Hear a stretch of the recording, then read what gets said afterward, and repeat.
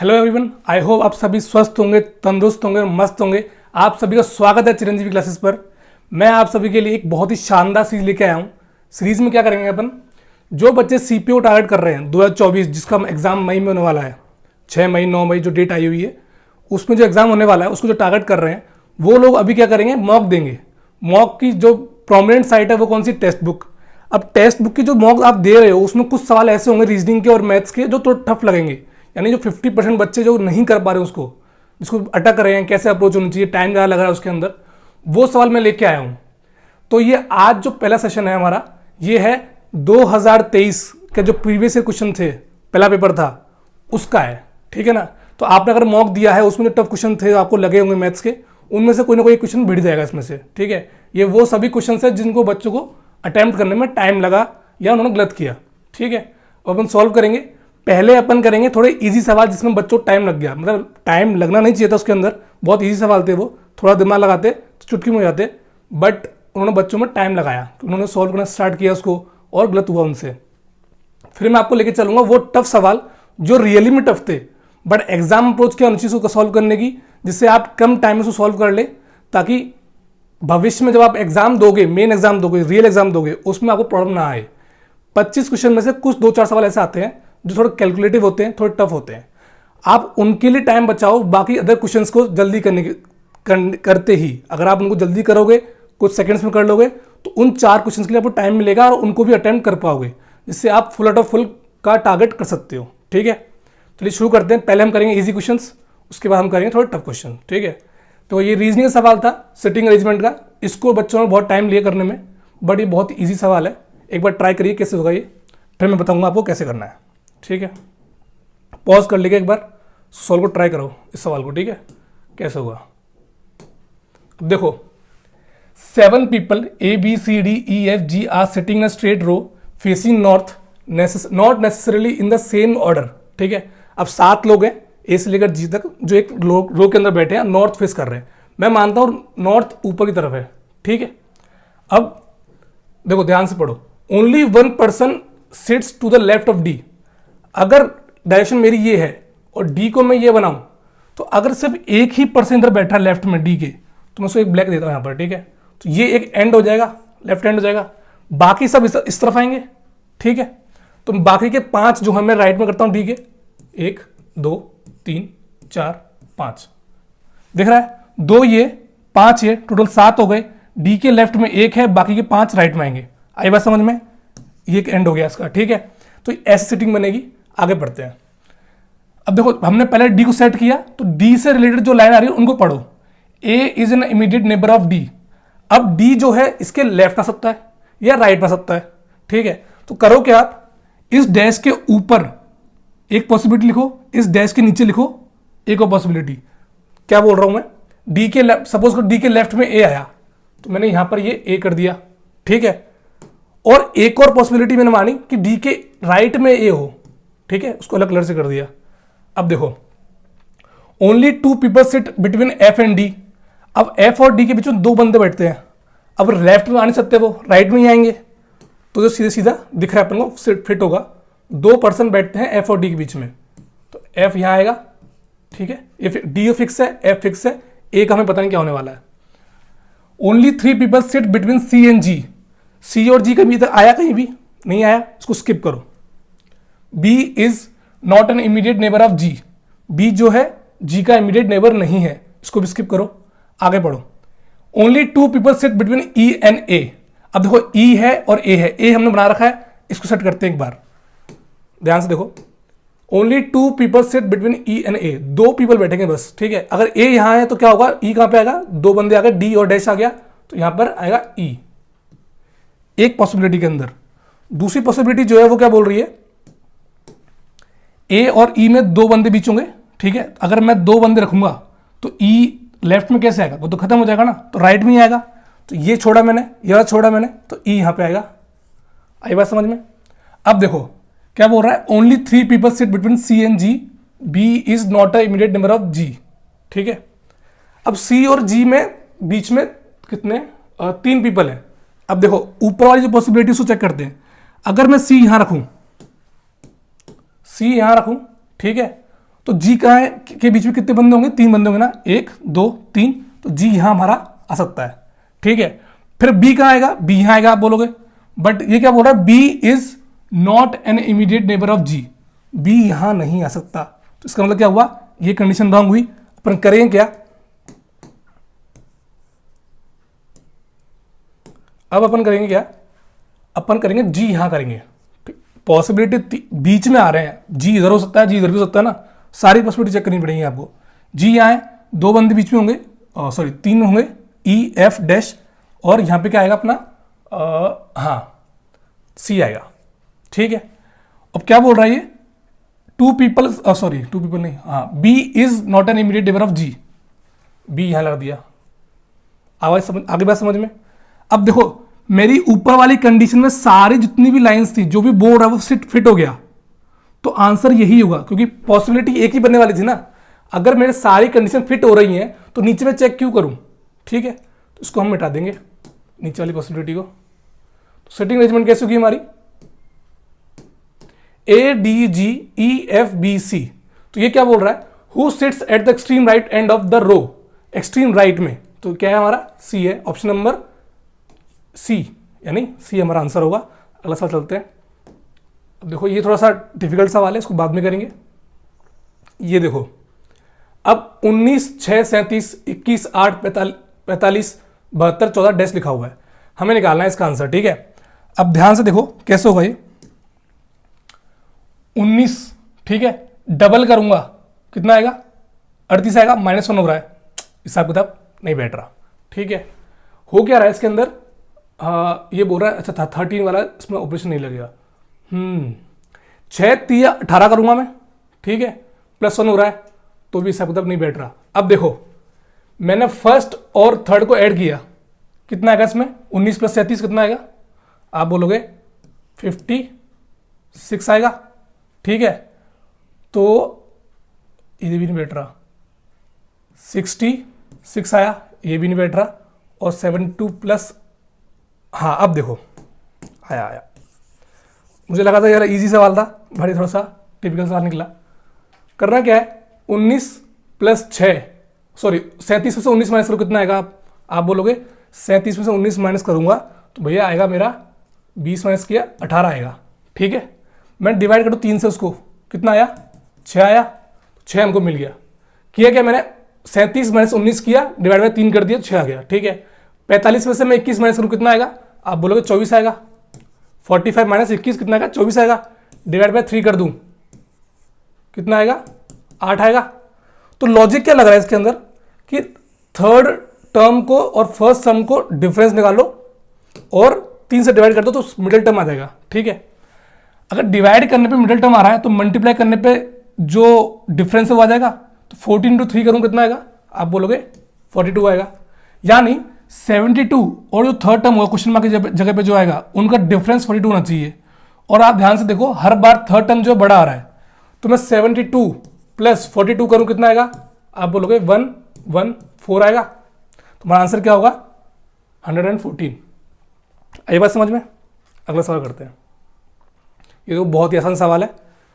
बच्चे क्या कर रहे हैं इसमें सवाल में, आप देख पा रहे होगे कि 3 का स्क्वायर है, फिर 3 की पावर, फिर 9 का स्क्वायर कर दिया, फिर 9 का क्यूब कर दिया, तो पावर में खेल रहे हैं। बट यहां पे बहुत ही सिंपल लॉजिक लग रहा है। क्या लग रहा है, 1/729 माइनस का, इसको मैं इंटू करूँ 9 से तो कितना आएगा, -1/81 आएगा, ठीक है। 9 से काटा 81 आएगा। इसको मैं इंटू करूँ 9 से कितना आएगा, आप बोलोगे -1/9 आएगा। अब वापस क्या करना है आपको, इंटू 9 करना है, कितना आएगा, -1 आएगा। तो इसका आंसर क्या हुआ, ऑप्शन नंबर बी यानी -1। आई बात समझ में। अगला सवाल देखते हैं। डिसऑनेस्ट पे बहुत ही बेसिक सवाल है। अगर डिसऑनेस्ट आपका कमजोर है तो आपके लिए टफ पड़ेगा। बट ये डिसऑनेस्ट जो सवाल होते हैं बहुत ही इजी सवाल होते हैं। इसमें बस कॉस्ट प्राइस सेलिंग प्राइस का आपको रेशियो निकालना होता है, दैट्स इट। समझो क्या बोल रहा है, a dishonest dealer announces selling his articles with 22% loss. मैं यहां पे एसपी करता हूं, यहां पे सीपी किया मैंने, ठीक है। अब ये बोल रहा है 22% लॉस लिया। लॉस कैसे होगा, अगर 100 उसकी सीपी होगी, है ना, और वो बेचे कितने में, 78 में बेचे, तो भाई अब लॉस दिख रहा है 22% का, दिख रहा है ना, एसपी 78 की है, 100 की सीपी है, तो 22% का लॉस हो गया। आगे गुणा करो। But uses 35% lighter weight. Suppose करो आपके पास 100 ग्राम चीज है कोई, ठीक है, उसका 35% कम यूज कर रहे हो, ठीक है, या नहीं, आप क्या कर रहे हो, आप 65 ग्राम चीजें दे रहे हो, तो आपकी कॉस्ट कितने की हुई, 65 की होगी ना। आपकी जेब से कितना जा रहा है, कॉस्ट प्राइस क्या होती है, आपकी जेब से कितना जा रहा है, उस दुकानदार की जेब से कितना जा रहा है, ठीक है, 65 उसकी जेब से जा रहा है, बट वो पैसा कितना ले कितना रहा है, उसके 100 के हिसाब से ले रहा ना वो, 100 उसकी एसपी हो जाएगी। अब ये रेशियो बन गया अपना, काटो इसको, 100 से 100 कटा, ठीक है, 13 से कटा 6 बार, 13 से कटा 5 बार, 6/5 रेशियो आया एसपी अपॉन सीपी का। बताओ प्रॉफिट कितना होगा, प्रॉफिट होगा 1/5 यानी 20%, 20% प्रॉफिट होगा। आई भाई समझ में, बहुत ही सा सवाल था ना ये, सवाल करते हैं। If theta is an acute angle and sine theta plus cosec theta equals to 2, then value of sine की पावर 5 थीटा कॉसेक की पावर 5 थीटा। अब देखो पावर देख के थोड़ा डरना नहीं है, बहुत आसान सवाल है। अब देखो साइन की वैल्यू कहां से कहां जाती है, आप बोलो 0 से लेकर 1 तक जाती है। सेम कॉसेक की वैल्यू कहां से जाती है, 0 से लेकर 1 तक बीच में रहती है, ठीक है ना। तो मैक्सिमम वैल्यू क्या हो सकती है, 1 हो सकती है, यहां 1 लिया, इसकी भी मैक्सिमम वैल्यू 1 हो सकती है, तो प्लस किया 2 आया। अब थीटा की कौन सी वैल्यू पे 1 आता है, कौन सी वैल्यू पे 1 आता है वो पता होना चाहिए आपको, बट जरूरत नहीं है हमको। यहाँ पे साइन की थीटा की वैल्यू अगर 1 है, साइन की पावर 5 थीटा की भी वैल्यू क्या होगी, 1 होगी, इसकी वैल्यू भी 1 होगी। आंसर क्या होगा, ऑप्शन नंबर 2 यानी 2। आई बात समझ में। ये क्वेश्चन भी नहीं हुआ कि बच्चों से नहीं हुआ यार। चलो नेक्स्ट करो। ये थोड़ा टफ सवाल था, इसको बाद में करते हैं। टफ नहीं है, थोड़ा कैलकुलेटिव था वो, ठीक है। अब ये सवाल है बहुत ही आसान सवाल ज्योमेट्री का, इसको तो कर लेना चाहिए था भाई लोग आपको। अगर नहीं कर पा रहे हो तो थोड़ा सा मेहनत करो। क्या बोल रहा है सवाल, मैंने एक सर्कल बनाया, ठीक है। अब देखो ध्यान से, ये एक ट्राइंगल है, क्या बोल रहा है, P Q R is an equilateral triangle inscribed in a circle, P Q R, ठीक है। S is any point on the R Q R, Q R जो है उस पर एक आर्क पे पॉइंट है एस, ये बनाया मैंने, ठीक है। तो measure of 1/2 P S Q, P S Q निकालना है अपन को, पी एस क्यू निकालना है, ध्यान से देखो, पी एस क्यू निकालना है। अब बताओ इक्विलेटरल ट्राइंगल में हर एंगल कितने का होता है, आप बोलोगे 60 का होता है, ये तो बताइए हो सबको, इक्विलेटर में 60 डिग्री का होता है हर एंगल ट्राइंगल में, ठीक है। अब ध्यान से देखो, आपने एक रूल पढ़ा होगा क्या, same chord makes equal angles on the boundary of a circle.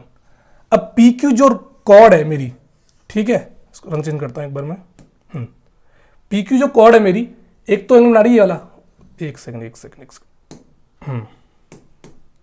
P Q जो है वो कॉर्ड बना रही, एक एंगल बना रही है वाला पी आर क्यू, कितने डिग्री का है, 60 डिग्री का, सेम एंगल बना रही है वाली चीज, ठीक है। अगर सेम कॉर्ड यानी पी क्यू कॉर्ड जो दो एंगल बना रही है वो दोनों इक्वल होंगे कि नहीं होंगे, ये 60 होगा तो ये भी कितना होगा, 60 होगा। हमसे पूछा क्या है, half of P S Q, P S Q 60 है, उसका आधा कितना होगा, 30 होगा। आंसर क्या होगा हमारा, ऑप्शन नंबर सी यानी 30 डिग्री। अगला सवाल देखते हैं। देखो ये अलजेब्रा का बहुत ही आसान सवाल है, इसमें बच्चे अटक गए क्योंकि एक्स वाई देख के थोड़ा कंफ्यूज हो गए होंगे, पर ये बहुत ईजी सवाल है। देखो पहला जो क्वेश्चन दे रखिए वो थोड़ा सॉल्व करते हैं। X square plus y square upon x y equals to 1 आएगा। मैंने इसका एलसीएम लिया, सॉल्व किया, ठीक है। और क्या देखा अपन को, x plus y equals to 2 दे रखा है, हमको निकालना क्या है, x cube plus y cube निकालना है। अब फॉर्मूला होता है, क्या होता है फॉर्मूला, इसको नोट कर लेना एक बार, ठीक है, इसको नोट कर लेना एक बार। फॉर्मूला होता है x cube plus y cube equals to x plus y multiply x square plus y square minus x y. पढ़ा हुआ आपने, ये होता है फॉर्मूला, ठीक है। हमको निकालना ये है, एक्स प्लस वाई की वैल्यू क्या है, 2 पुट करी, ठीक है। X square plus y square हमारे पास क्या था, x square plus y square equals to x y था, अपॉन में था ना, वो एक्स वजह चल जाएगा, ठीक है। अगर मैं x square plus y square को एक्स वाई लिखूँ कितना ये आ गया, ठीक है। यहाँ पे क्या है, माइनस एक्स वाई है, माइनस एक्स वाई आ गया, ये दोनों कटे कितना बनेगा 0, 2 इंटू 0 कितना होता है 0। ऑप्शन नंबर सी हमारा आंसर होगा, ठीक है। अगला सवाल देखते हैं। A man spends 72% of his salary and saves 5740 per month, what is the 10% of his annual salary. बच्चे यहीं फंस गए, एनुअल सैलरी में। सैलरी मिलती मंथली, ये पूछ रहे एनुअल, ठीक है। तो ध्यान देना इसमें क्या कर रहे अपन। अब आप जानते हो क्या होता है, सैलरी आती है, थोड़ा खर्चा करते हो आप, एक्सपेंडिचर किया, प्लस सेविंग्स होती हैं, ये दो चीज़ें होती हैं, जो खर्चा किया और जो बचा हुआ है, ठीक है। तो सपोज करो सैलरी 100 आई, उसकी 100% आई, ठीक है। ये बोल क्या रहा है, उसने 72% उसने खर्च कर दिया, तो बचा कितना उसका, आप बोलोगे 28% बचा, सेविंग उसकी कितनी बची, ठीक है। वो कितनी है 5740 पर मंथ है, तो यानी 5740 डिवाइड बाय 28 आएगा, क्योंकि 28 की वैल्यू ये है 5740। तो सैलरी कितनी आएगी उसकी 100 आएगी, आ गई। ये आई मंथली सैलरी, ठीक है। अब मंथली को मैं करूं ईयरली, कैसे करेंगे, इंटू 12 कर दूंगा। इसका निकालना 10% इंटू 10/100। आई बात समझ में, इसको सॉल्व करो आंसर मिल जाएगा। काटते हैं इसको, 100 से 100 काटा मैंने, ठीक है। अब 28 से काटते हैं, पहले 2 से काटा मैंने 14 बार, 2 से काटा 6 बार, 14 चौके 56, 1 14 1 0, 6 इंटू 6 6 चौक 24, 246 24600। ऑप्शन नंबर बी हमारा आंसर होगा। आई बात समझ में। अगला सवाल देखते हैं। देखो ये वर्क, हाँ टाइम एंड वर्क पे बहुत शानदार सवाल है, इजी है, बट बच्चों थोड़ा सा कॉम्प्लेक्स देख के कंफ्यूज हो गए। क्या बोल रहा है सवाल, PQR when working individually can complete a job respectively। देखो मैंने P लिखा, Q लिखा, R लिखा, ये 36 डे ले रहा है, ये 48 डेज ले रहा है, ये 144 ले रहा है।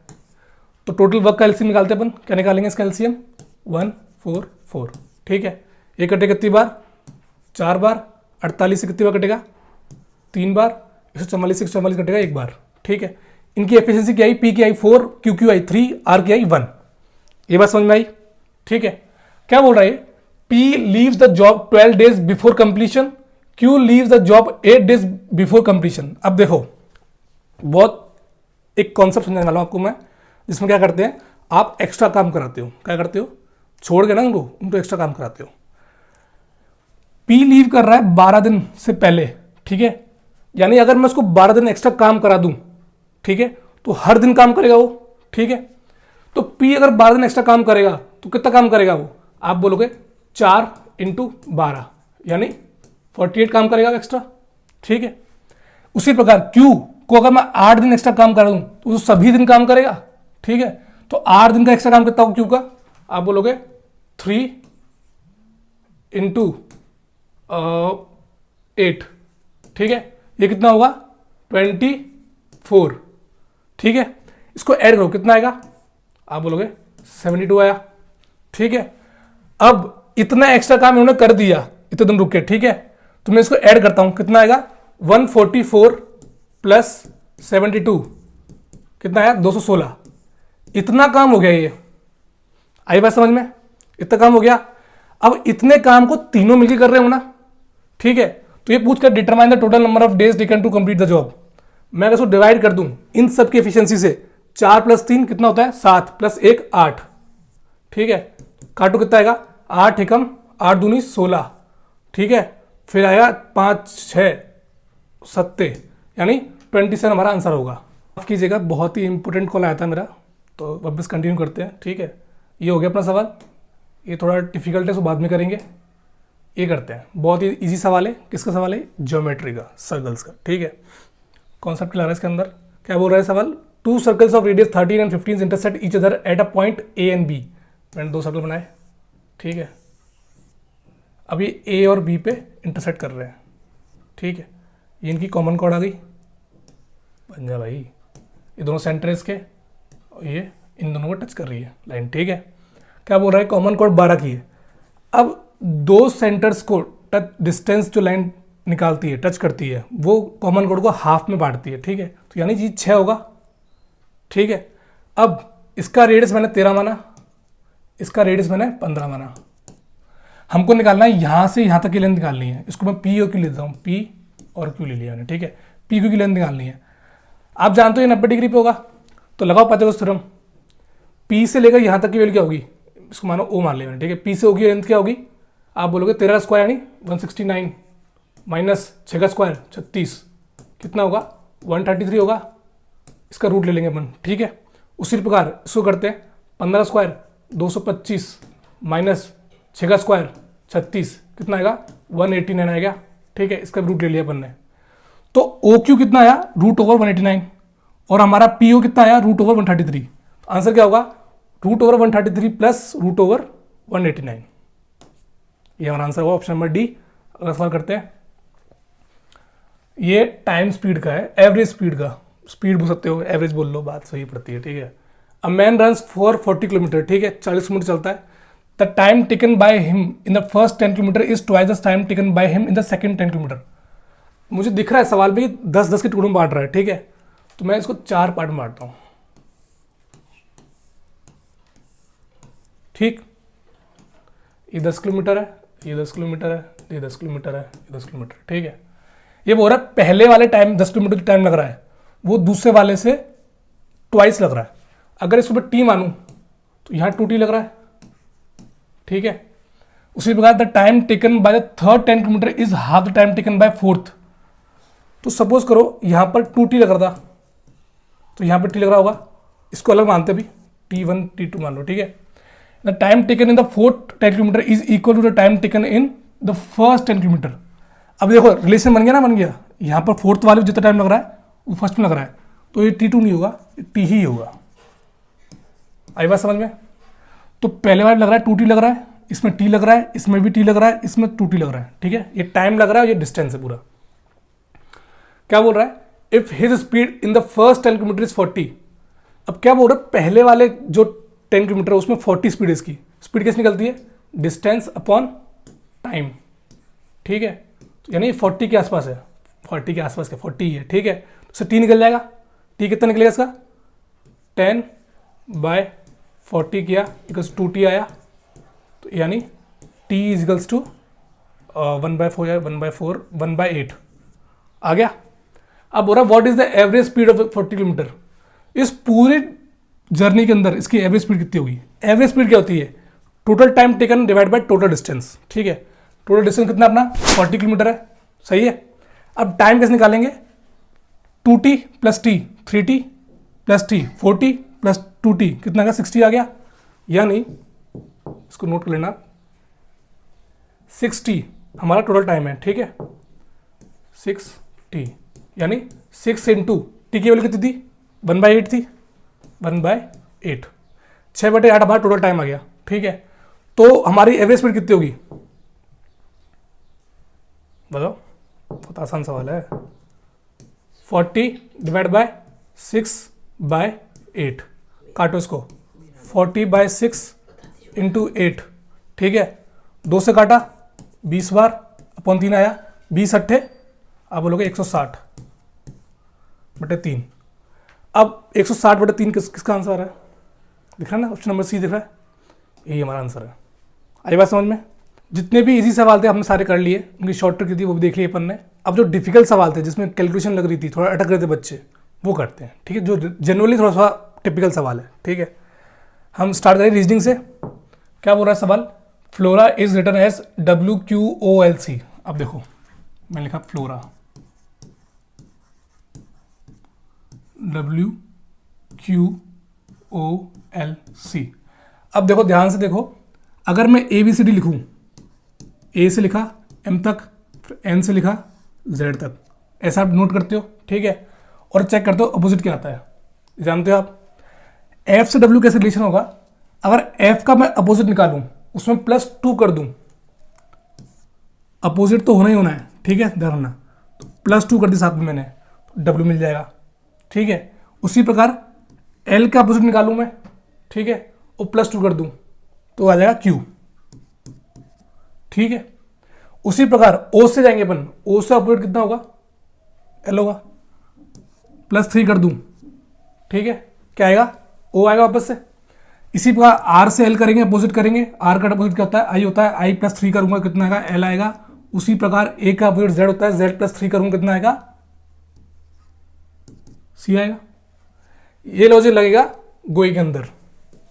ठीक है, इसको लगाते हैं अपन।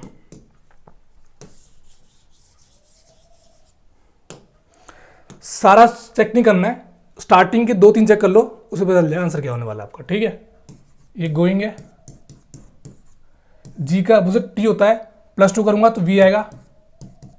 इसी प्रकार ओ का अपोजिट क्या होता है, एल होता है, +2 करूंगा कितना आएगा, एन आएगा। तो वी एन किस में आ रहा है,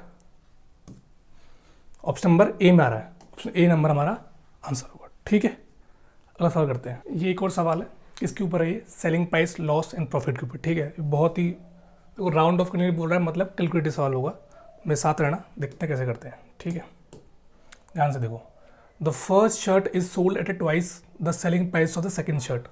माना मैंने SP, पहली शर्ट कितनी है, दूसरी शर्ट कितनी है। ठीक है, अगर इसकी 100 होगी तो इसकी कितनी है, 200 होगी। First shirt is sold at A twice the selling price of the second. ठीक है, हमको निकालना है CP। The first shirt is sold at 8% profit. अगर 200 देखो, 200 अगर 8% प्रॉफिट है तो 108 की वैल्यू होगी, 100 की वैल्यू निकालूंगा तो कितना होगा, CP आ जाएगा। उसी प्रकार 100 जो है 3% लॉस लिखा हुआ है इसमें। ठीक है, तो 97 की वैल्यू है, 100 की निकालूंगा तो क्या आ जाएगा, हमारा CP आ जाएगा। ये अपन नोट कर लिया। अब मेरे साथ रहना, करना क्या है, हमको SP ऐड करनी है, CP ऐड करनी है, उनका रेशियो निकालना है, उससे प्रॉफिट निकालना है।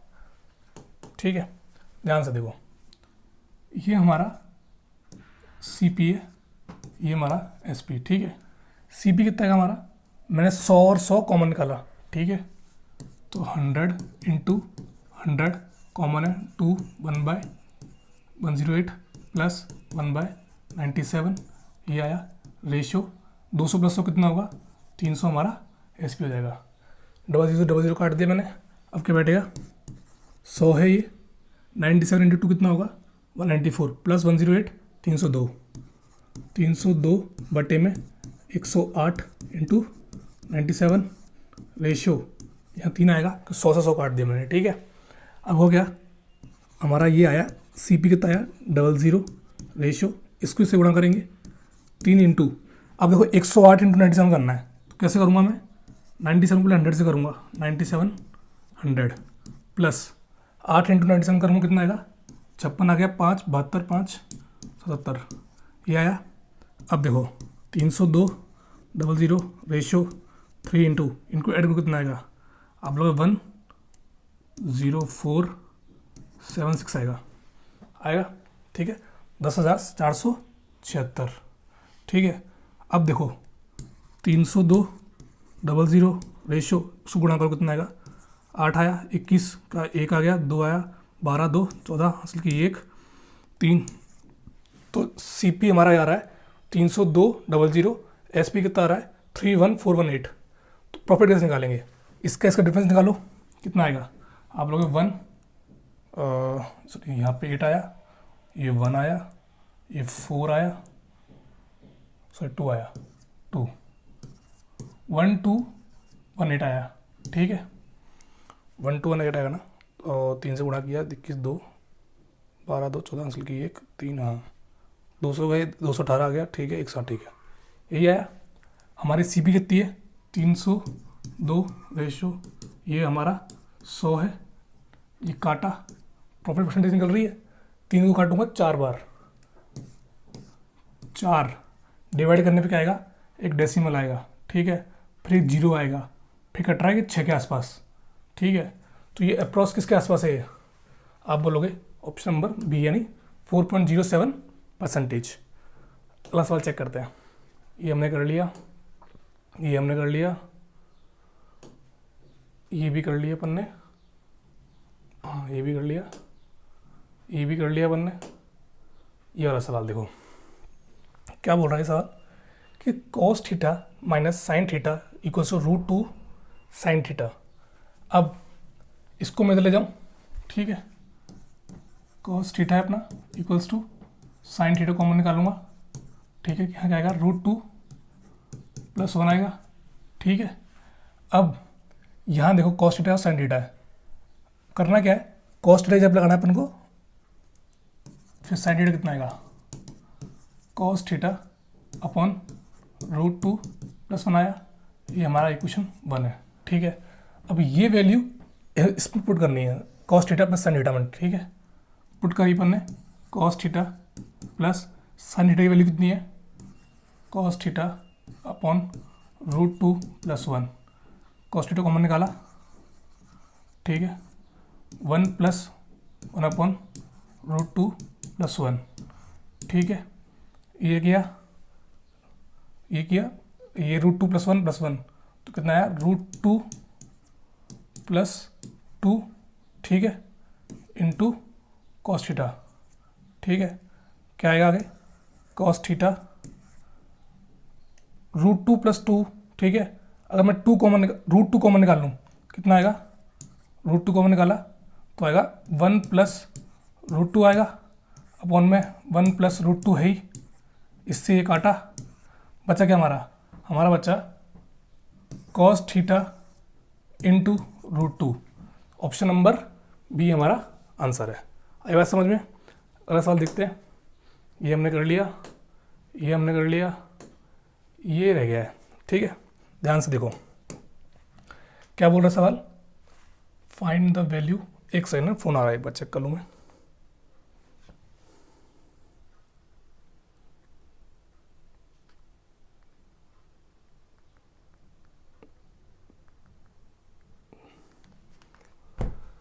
ध्यान से देखो, find the value of tan square theta plus 10⁴ theta, इसमें चेंज करना है अपन को, तो मैं tan स्क्वायर थीटा कॉमन निकालता हूँ, ठीक है, क्या आएगा 1 + tan स्क्वायर थीटा आया, आप जानते हो 1 + tan square theta equals to sec square theta होता है, ठीक है, tan square theta equals to कितना आया, सॉरी इक्वल्स टू क्या, इसको चेंज किया कितना आया, सेक स्क्वायर थीटा आया।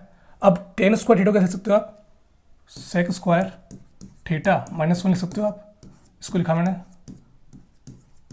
मतलब समझ में आई, मैंने क्या किया, tan स्क्वायर थीटा कॉमन निकाला, 1 + tan स्क्वायर थीटा बना, उसको मैं चेंज किया सेक स्क्वायर थीटा में, ठीक है। अब tan स्क्वायर थीटा को मैं लिखा सेक स्क्वायर थीटा -1 लिखा, अब इसको गुणा कर दो, sec⁴ theta minus sec square theta, क्या दिख रहा है हमको, ऑप्शन नंबर बी हमारा आंसर होगा, ठीक है। अगला सवाल चेक करते हैं, एक सेकंड, ये हमारा आखिरी सवाल है, थोड़ा टिपिकल है क्योंकि कंपाउंड इंटरेस्ट से लोग डरते हैं, उससे सॉल्व करते हैं, ठीक है। क्या बोल रहा है, Jonathan had borrowed a sum of money 3 years ago, 3 साल पहले इसने लिया 10% इंटरेस्ट पे, 10% इंटरेस्ट पे क्या होगा, 11 उसका बनेगा आगे वाला साल का अमाउंट, 10 उसका प्रिंसिपल बनेगा, ठीक है, एनुअली कंपाउंडेड फॉर 5 years, अगर 5 साल तक है तो 5 बन जाएगा, ये हमारा हो जाएगा प्रिंसिपल, ये हमारा अमाउंट, ठीक है।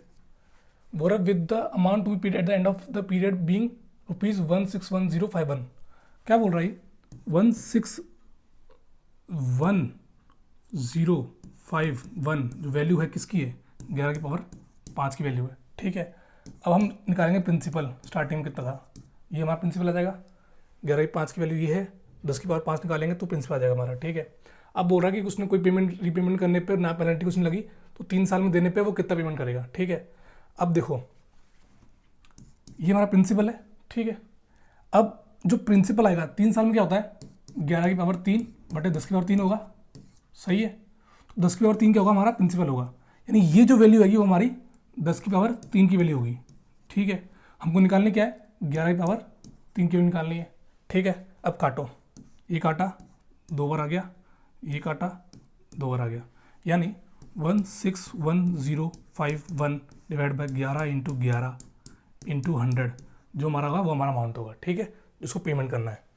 11 से काटा कितने का कटेगा, 11 × 11 5 1 4, तो 5 1 4 हो गया, 7 0 6 66 4 5 4 1 1 ये आया, फिर से 11 से काटा, ये काटा 1 बार 3 6 3 बार 3 4 3 बार 1 बार, तो हमारा आंसर क्या आया 133100, ऑप्शन नंबर तो ये हमारा आंसर होगा। ठीक है, ऐसे ही वीडियोस बनाता रहूँगा। इसमें क्या करेंगे अपन, जो टेक्स्ट बुक पे टेस्ट हैं उसमें जो टफ सवाल हैं जो बच्चे नहीं कर पा रहे, 50% बच्चे कर पा रहे हैं, वो मैं लाऊंगा यहाँ पे सॉल्व कराऊंगा। आप देखो आप क्या गलती कर रहे हो, क्या कंसेप्ट में कमी कर रहे हो, उन कॉन्सेप्ट को वापस रिवाइज करो, इम्प्लीमेंट करो और बढ़ते रहो, क्योंकि हमको CPO निकालना है, वर्दी सब कुछ चाहिए। ठीक है ना, मिलते हैं फिर से। जय हिंद, जय भारत, बाय।